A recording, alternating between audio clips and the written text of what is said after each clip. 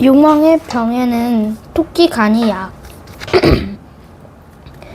머나먼 옛날 깊고 깊은 바닷속에서는 동서남북으로 하나씩 수중 세상을 다스리는 용왕이 있었다. 동해 용왕은 광현왕, 서해 용왕은 광덕왕, 남해 용왕은 광리왕, 북해 용왕은 광택왕이었다. 그중 남해 용왕 관리왕은 바닷속 깊은 곳 산호와 진주, 수중과 조개를 등으로 꾸민 영덕전이라는 휘랑창한 새 용궁을 짓고 기쁨에 겨운 나머지 새 용왕을 불러 큰 잔치를 열었다. 악어 가죽으로 만든 북을 울리고 울파리 소리가 들리는 가운데 동서남북 네 바다에서 나는 온갖 진귀한 새선물로 차린 맛있는 음식에 신선들이 맛있다는 술을 구해다 마시며 마음껏 즐겼다. 잔치는 밤낮으로 계속되다가 사흘 만에 끝났다. 그러나 무엇이든 지나치면 탈이 나는 법. 용왕은 그만 덜컥 병이 들어 누워버렸다. 머리는 지끈지끈, 속은 울렁울렁, 눈은 가물가물, 입은 까칠까칠. 물이든 밥이든 마시고 먹는 족족 토해내니 아이고 이제 팔다리 움직일 힘도 없구나. 신하들은 크게 당황했다. 약이라는 약은 다 써보고 용하다는 의원은 다 불러보았지만 아무 소용이 없었다. 용왕은 이젠 꼼짝없이 죽는 수밖에 없구나 생각하고 마지막으로 하늘에 빌고 또 빌었다. 비나이다 비나이다 천지신명께 비나이다. 용왕 노릇도 귀찮고 으리으리한 궁궐도 다 필요 없으니 제발 목숨만 살려주시오. 그러던 어느 날 하늘에서 오색 구름이 내려와 용궁을 뒤덮더니 도포 차림에 흰 수염을 배 위에까지 들이밀고 깃털 부채를 든 한 신선이 용왕에 나타나 용왕에게로 다가왔다. 소스라치게 놀란 용왕은 침상에서 벌떡 일어나 공손히 말했다.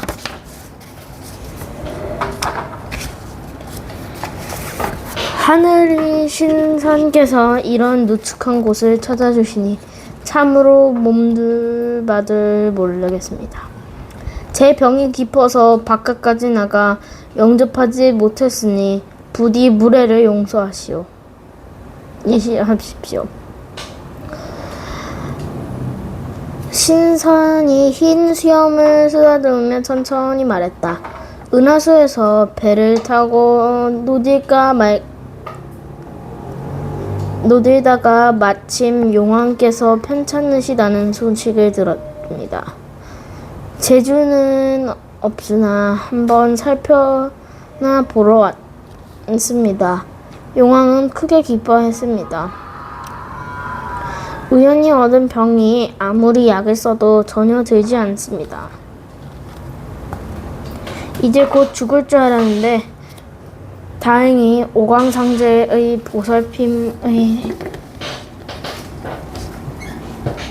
보살핌으로 명의를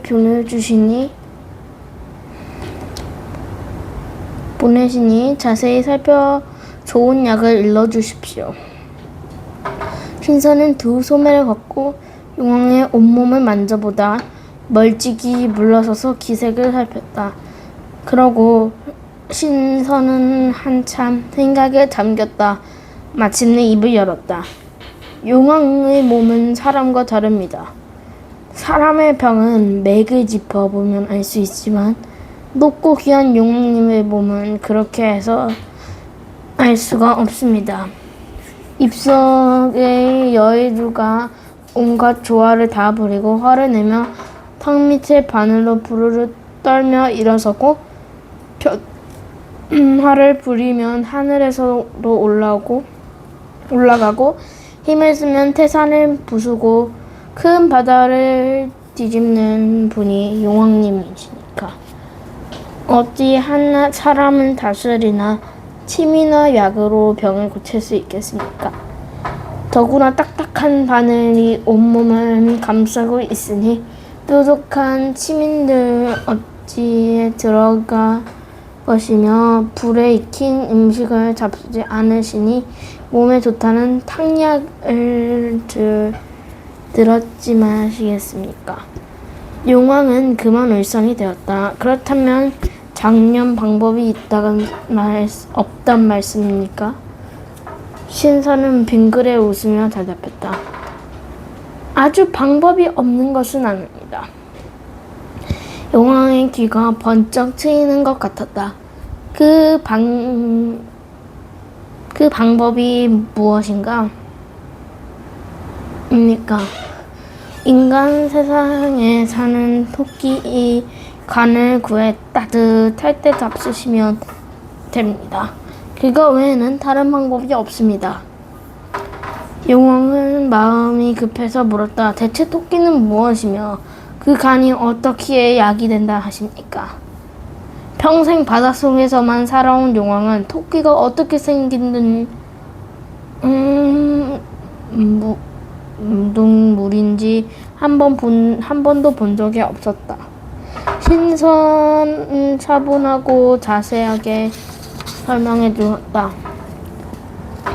토끼라 하는 무슨 사는 동물로 해와 달리 조화로운 기운으로 태어난 짐승입니다. 새벽에 닭이 울면 해의 기운을 받아먹고 밤이 되면 개수나무 그늘 속으로 들어가 달의 기운을 받아먹습니다.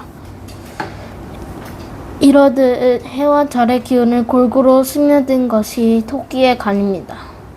원래 간과 눈은 서로 통하는 것이므로 토끼 눈은 초롱초롱 빛나는 것이 토끼의 간이 워낙 좋기 때문입니다. 용왕님은 이 토끼의 상징을 싱싱한 건 한 덩이면 잡수시면 금세 병을 고치고 오랫도록 사실 것이니 힘써 구해보시오. 저는 갈 길이 바빠 이만 물러나옵니다. 이 말을 마지막으로 신선한 소매를 떨치고 자리를 일어나 밖으로 나갔다. 깜짝 놀란 용왕이 황급히 뒤쫓을 것이나 그때는 이미 신선의 모습은 온갖 데 없고 한 줄기 만든 옥피의 소리만 공중에서 은은히 들려오고 있었다.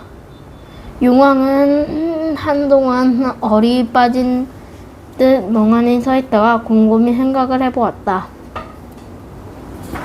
토끼라 하는 것은 인간 세상의 짐승인데 누가 감히 무트로 나가 잡아올 수 있단 말인가? 어려운 일이지만 결코 포기할 수도 없는 일이었다. 마침 내 용왕의 용궁을 떠나가도록 호령을 했다. 여봐라! 용왕이 소리치자 남쪽 바다의 대신들이 앞다투어 달려왔다.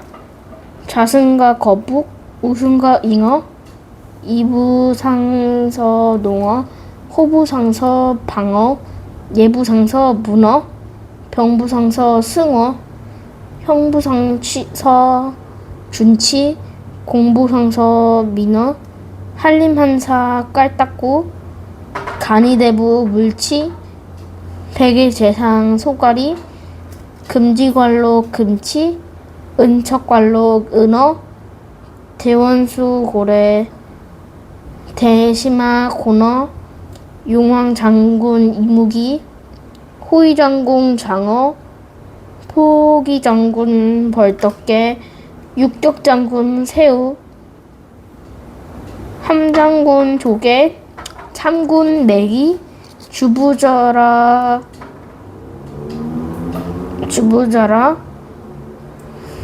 청춘자사 창호, 서주자사 서대, 연주자사 연어, 주천태수 홍어, 청백리 자손 백어, 탐관오리 자손 오징어, 허리긴 뱀장어, 수염긴 대하, 구멍 없는 전복, 배부른 올챙이 떼, 이들이 각각 벼슬이 높은 순서대로 줄지어 서서 용왕의 머리를 조아리니 궁궐 안에는 생선 비린내가 진동했다. 용왕이 신하들을 둘러보며 물었다. 임금과 신하는 서로 맡은 바 책임이 다른다는 걸 그대는 알고 있나? 자승장 거북이 알아냈다. 잘 알고 있습니다. 일찍이 저희 집안 어르신께서 천하를 다스리는 9가지 큰 도리를 가르쳐 주셨습니다. 그중 한 가지가 바로 임금과 신하가 맡은 바 책임이 다르다는 것이었습니다.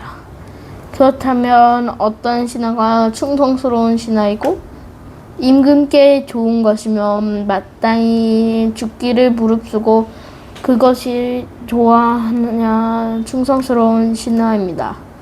그래서 진나라의 충신 계자추는 자신의 혓바닥을 쌀아 베어 굶주린 임금을 먹였고 한나라의 충신 기심도 임금님을 대신하여 불에 타 죽은 것입니다. 용왕은 고개를 끄덕이며 다시 물었다. 우리 수국엔 그런 충신이 있겠는가? 순간 듣고 있던 우승상 잉어는 생각했다. 자승과 거북과 동시에 정승의 자리에 올랐는데 거북이 이렇듯 아는 척 하는 동안 자신은 한마디도 대답하지 못했다며 큰 망신일 것 같았다. 그래서 얼른 입을 열었다. 원래 신의 집안은 대대로 학문을 좋아하여 천하인 성인인 공짜로 신의 이름을 빌려다가 아들의 이름으로 삼았습니다. 그리하여 세상에 충신과 관한 책은 읽지 않은 것이 없사온데 모람지기 충신이라는 것은 평상시에는 알 수 없습니다. 거센 바람이 불 때 비로소 강한 풀과 약한 풀을 구별할 수 있듯이 나라가 어려울 때를 당해야만 충신과 충신이 아닌 자를 알아볼 수 있습니다. 평상시에 말할 때에는 모두가 충신인 것처럼 보이지만 진짜 나라가 어려울 때 원래 충신을 기여하는 법입니다. 용왕이 말했다.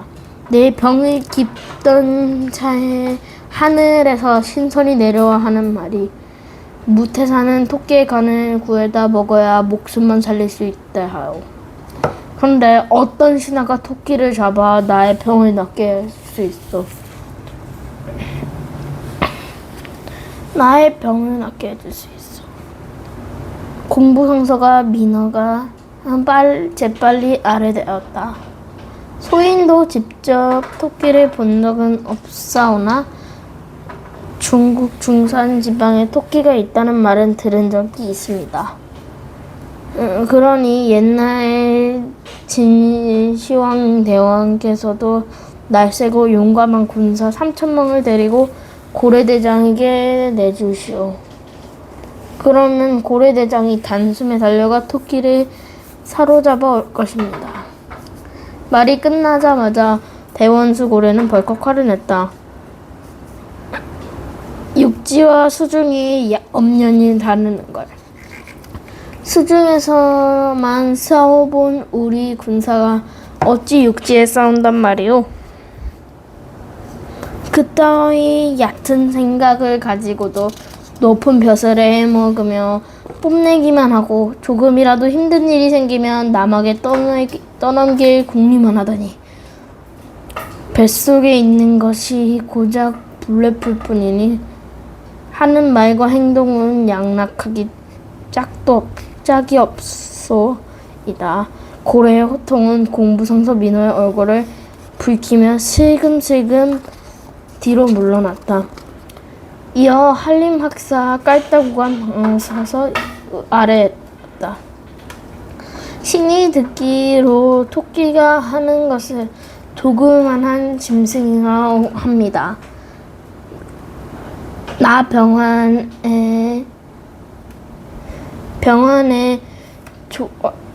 좋다면 대왕의 무여의 덕망으로 그깟 찐거 구하기가 무엇이 그리 어렵겠습니까? 당장 신속이 왕인 호랑이에게 토끼 몇 자리 잡아 바치라는 조서를 내리면 될 것입니다. 융왕은 그 고개를 끄덕이며 다시 물었다. 조서를 내릴 것이야 어렵지 않지만 그것을 살아온 호랑이에게 누구와 전달할 수 있겠느냐? 관이 대프 물치가 아래였다. 포기장군 벌떡개를 생기면 어쩔지요? 타고나기를 튼튼한 갑옷으로 갖춰 입었을 뿐 아니라 튼튼하고 날카로운 발이 10개나 되니 마음먹은 대로 날아가고 물러설 수 있습니다. 게다가 원래 고향이 육지이니 그다지 낯설지도 않을 것입니다. 그에게 조서를 주어 보내십시오. 벌떡개 역시 말을 듣자 얼굴이 푸르락 했다.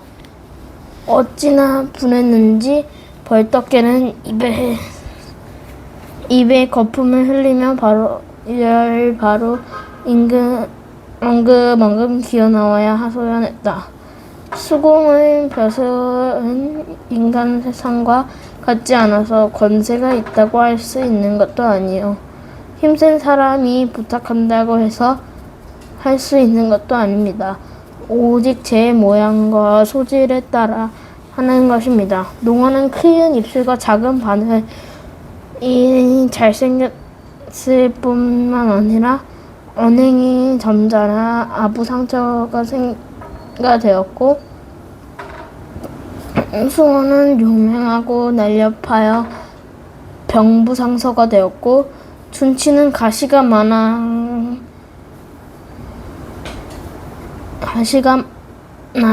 각기하기를 어려워하는 법을 다스리는 황부선사가 되었고 민어는 이름에 백성 미인자가 들어간 데다가 뱃속에 들어있는 불례품이 장인들에게 요긴하게 쓰임으로 공부성서가 되었습니다. 벌떡개는 단숨에 여기까지 말하고 나서 잠시 숨을 돌렸다가 말을 잃었다.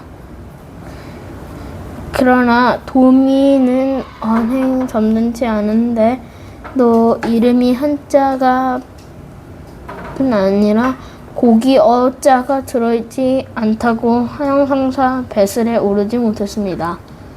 그것이 수공에서 벼슬에 할 수 있는 규칙입니다. 그런데 오직 이부상서에서 농어의 자신의 한림행사가 깔따구와 병부상서의 숭어의 자식인데 간이대부 물치는 어떻습니까? 둘 다 이름이 한자일 뿐 아니라 아직 젖비린내 나는 애송이인데도 오직 집안 힘만으로 벼슬에 올라 함부로 날뛰고 있습니다. 육지와 수정법이 엄연히 다른데 어찌 산속 호랑이가 대왕님의 조서를 받아들이겠습니까? 정이 그렇다면 깔따구와 물치게 저희들이 조서를 써 가지고 무트로 나가라 하시옵소. 벌떡의 말에 깔따구와 물치는 동시 눈을 치켜들었다. 뭐라고? 젖비 내리는 애송이? 벌떡에도 지지 않고 집게발을 잔뜩 움츠렸다. 그렇소, 내가 틀린 말을 했소? 듣고 있던 용왕은 불쌍한 무관들이 평생 문관들에게 억눌려 지내며 울분을 씨하다가 아참 한꺼번에 불만을 터뜨리는 것 같아 걱정이 되었다. 그래서 자칫하면 큰 싸움이라도 일어나겠다 싶어 급히 뜯어 말렸다. 자자, 1시 반비 토끼간을 구해야 하는 사건을 이렇듯 다툴 시간이 어디 있어. 모두 그만두시오. 충성스러운 신하는 구하는 일이 어찌 이리 힘든 일이요. 문관이든 무관이든 그대가 마땅한 신하를 골라보시오. 백의대상 소가리는 원래 마음이 맑고 깨끗하며 욕심이 없었다. 그는 수궁에서 벼슬 하는 것도 어렵고 무섭게 여겨 한가로운 곳으로 물러가 흰 갈매기와 백로를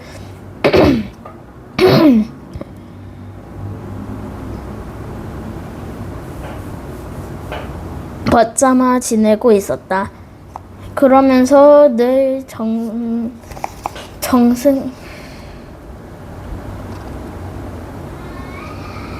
정승이 자리라도 자연을 바꾸지 않겠다며 만족했다. 수궁의 여러 신하들은 그런 소가리를 강호 선생이라고 존경하며 나라에 큰일이 있을 때마다 청회에 들여 의견을 물었다. 이에 벼슬 없이 나라 일에 참여한다고 해서 백의지상이라는 별명을 붙인 것이다. 이번에도 소가리 용왕은 병이 깊어 나라가 위태롭다는 소식을 듣고 급히 달려왔다.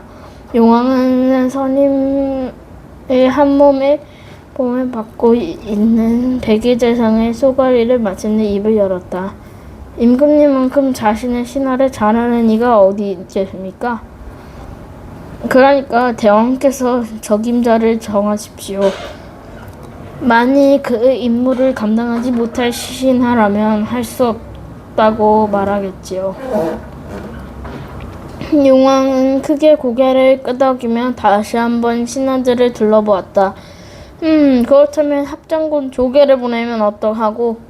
온몸이 튼튼한 과부부로 꼭 여미고 있으니 웬만한 위험에도 끄떡없을 것 같은데 쏘가리가 대답했다. 조계 진짜 대장부라 보내면 좋을 것 같습니다.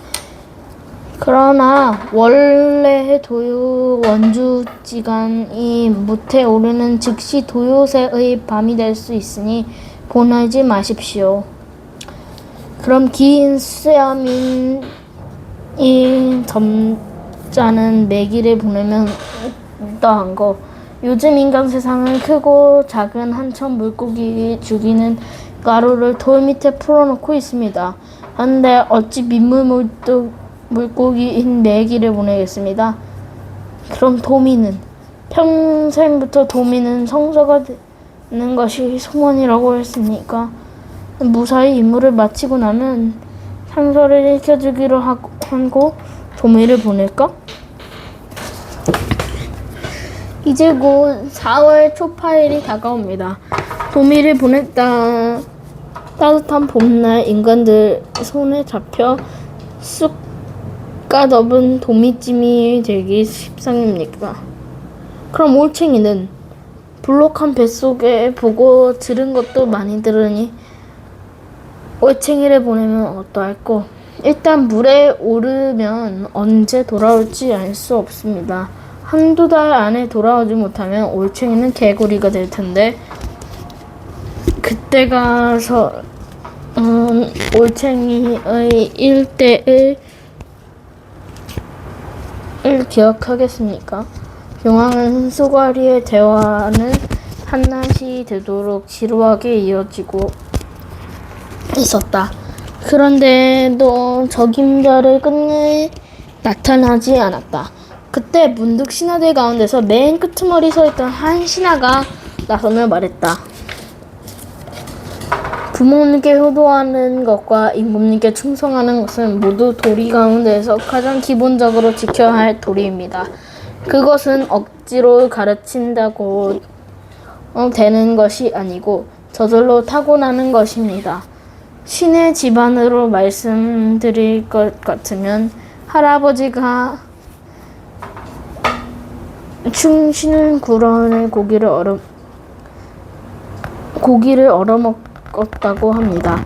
이럴 듯 부부 뱃속에서 충성이 가득하여 자손을 낳으면 족족 뱃속에서부터 태어나는 것이 바로 저희 집 내력입니다.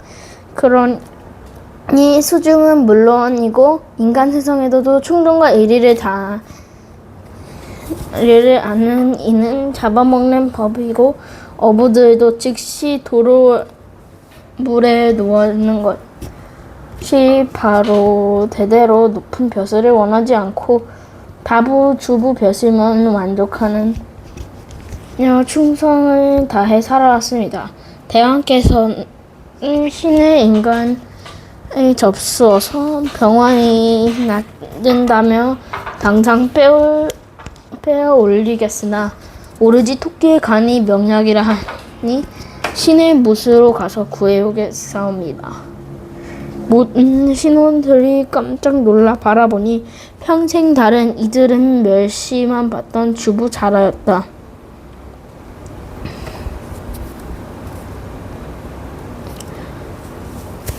부잘것없는 주부가 그들 몸놀림으로 위협하기 짝이 없는 못으로 올라가 토끼의 간을 구해오겠다 하니 용왕의 믿음이 가지 않아 물었다. 장녀, 너희가 가서 갈 수 있겠느냐? 주부는 조금도 망설임 없이 대답했다. 그렇습니다. 토끼를 잡아가면 이곳에서 인간 세계까지 수만 리를 가야 하는데도 그 사이 수많은 산봉우리와 산골짜기를 거쳐야 하는데도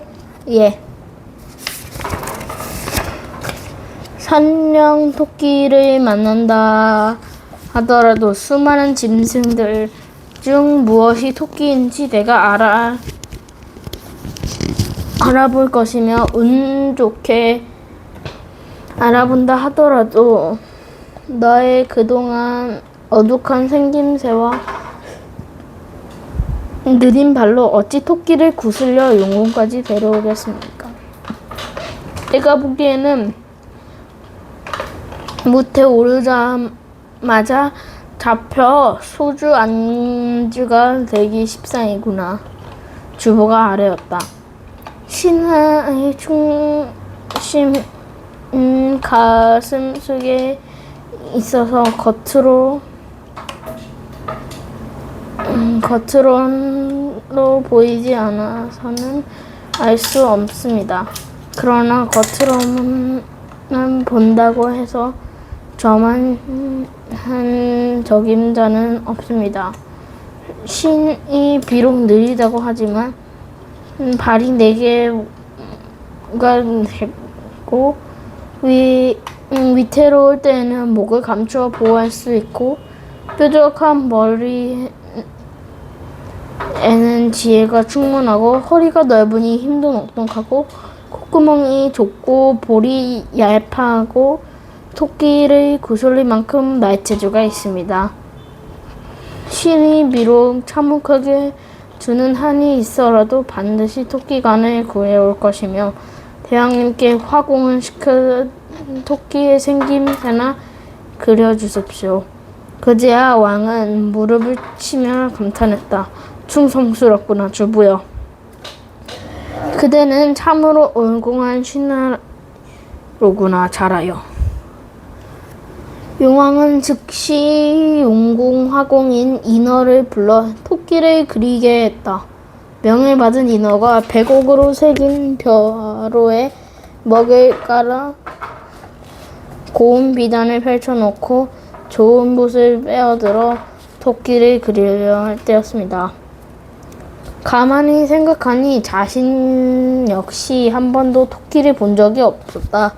인어가 당황해하자 왕궁 열어 대신에 저희를 수군거린다. 자네 혹시 토끼를 본 적이 있나? 평생 수중에서 살아온 내가 언제 토끼를 보았겠냐? 그럼 자네는 나도 마찬가지일 건데.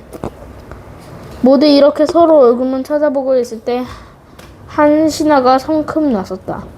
신의 전생에 꿩으로 살았기 때문에 토끼에 대해서는 좀 압니다. 한병은 조개의 친구 구멍 없는 종복이었다. 산속에 있을 때 사냥꾼들이 독수리든 뭐들 잡아들면 만만한 게 토끼와 꿩이었습니다. 둘 중 하나, 저 아니면 나 죽기로 어려움 처한 사정과 비슷해 서로 도와주며 지냈습니다. 용왕은 고개를 끄덕이며 말했다. 오, 그만하면 토끼에 대해 잘 알겠는군. 그렇습니다.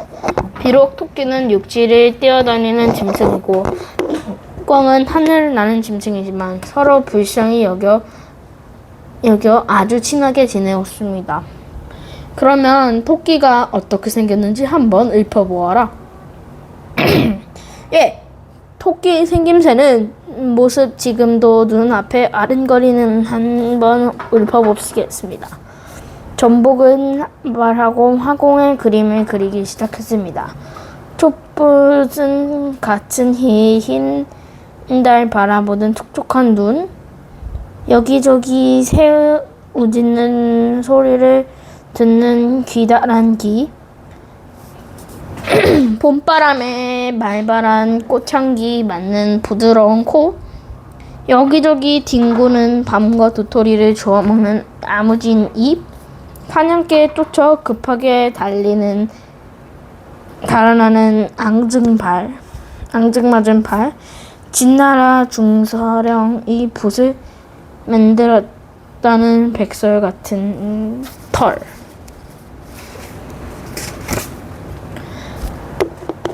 다 그리고 나자 두 귀는 쫑긋, 두 눈은 도리도리, 허리는 짤록, 꼬리는 짤막 영락 없는 토끼의 모습이었다.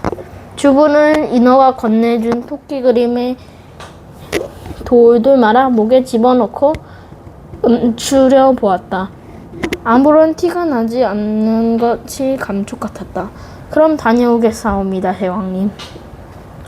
주부가 하직 인사를 올리자 용왕님은 당부했다. 옛날에 진시황은 영원히 죽지 않는 약을 구하려고 신하를 보냈다가 그만 큰 못에 가로막혀 돌아오지 못하고 한 줌의 흙이 되어 보았단 말이 있다. 그대와 같은 충신은 다시 보기 어려우니 부디 살아서 돌아오라.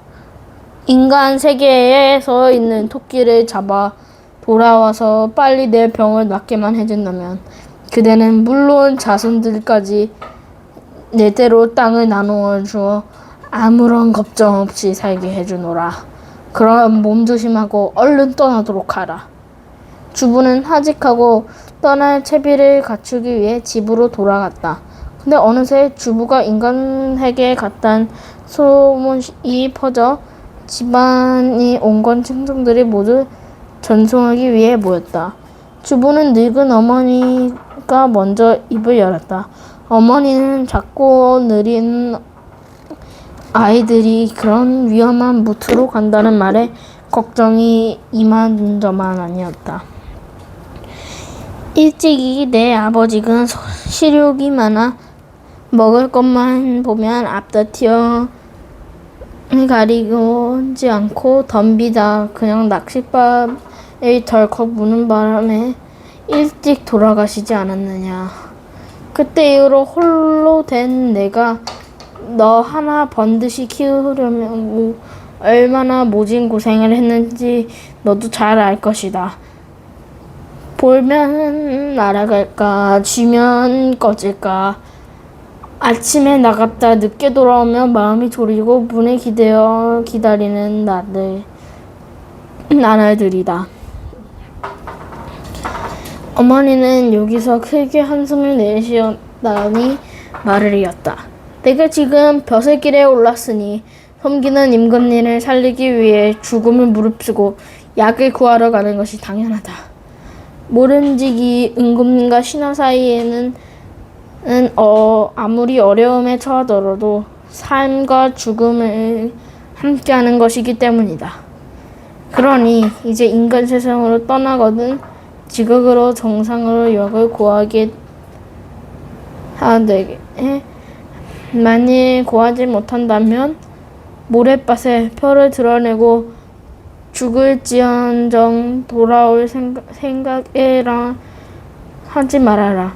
대대로 충신을 배출한 집안의 조상님들의 명예를 더 정립하는 자식을 두어서 무엇을 하겠느냐.